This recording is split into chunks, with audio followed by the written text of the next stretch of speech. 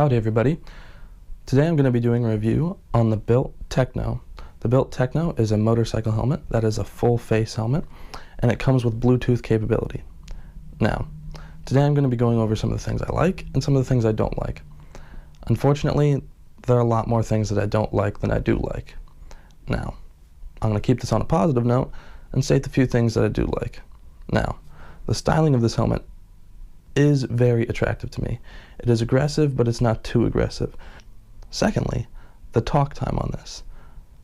The talk time is listed at 6 hours. I believe that to be much, much longer. I find myself charging the battery maybe once, twice a month, depending on how talkative I am that month.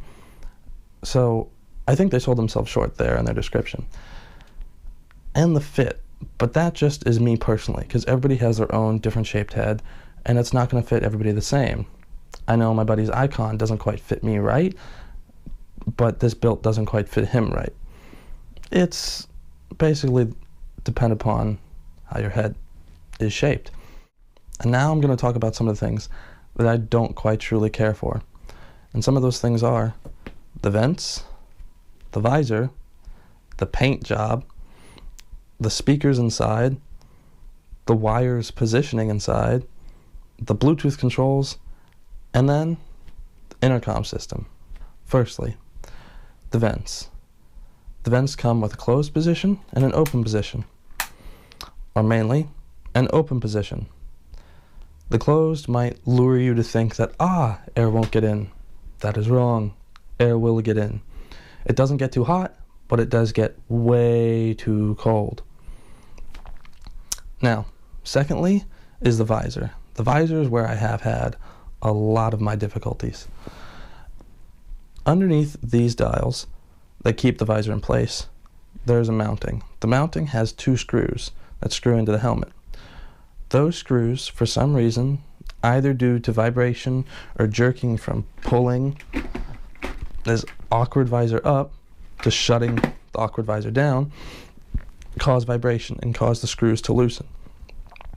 Now, more than twice a month, I'll have to go in, take this off, take the visor off, and tighten the screws on both sides.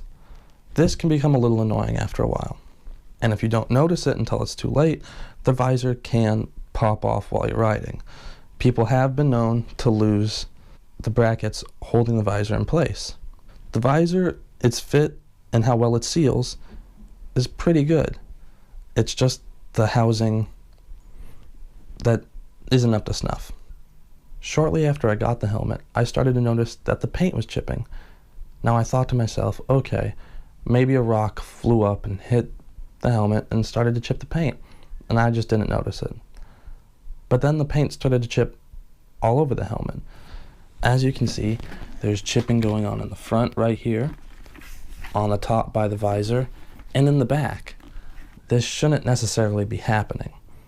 I don't quite know if this is just the 1 in 1,000 helmets that got a terrible paint job, or if, really I don't know if I've just been bombarded by 1,000 rocks and haven't noticed it. But I'm noticing the chipping, and it's a problem for me. The internals of the helmet consist of these paddings, 2 speakers on either side, and a microphone. The microphone works great. I have to say, everybody who I've been on the phone with can hear me wonderfully. It's a shame that I can't quite hear them wonderfully, because the speakers started to crackle shortly after I got the helmet, which made it not a lot of fun to talk on the phone or listen to music. One of the bigger issues that I have is that the wires inside the helmet that connect to the speakers and the microphone and the battery and the charging portion shift. And it gets really annoying to have to go into the helmet, take out the paddings, and readjust the wires.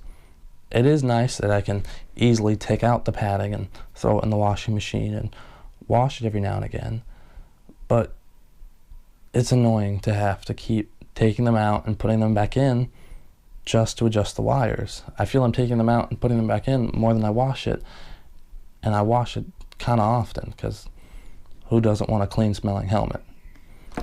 Back to the outside. The Bluetooth controls. Fairly simple, easy enough to work, but it's hard when they don't work.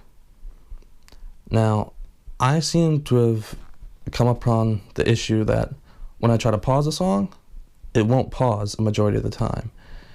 And I don't feel I'm holding down the button extra long. I don't feel that I'm doing anything incorrectly, per se. I feel that it's malfunctioning.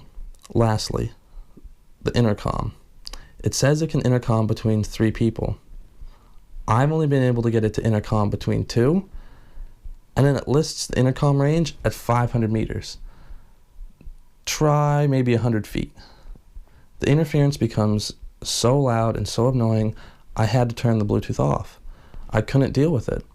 There was just too much static, and this wasn't in a copper mesh wire tube we were riding in. This was just on an everyday street with light traffic. Overall, for what the price of this helmet was when I bought it, it was roughly $180. It's a fair deal. I just want to say, keep in mind, you get what you pay for. And this is a cheaper helmet. So don't expect the best helmet out there.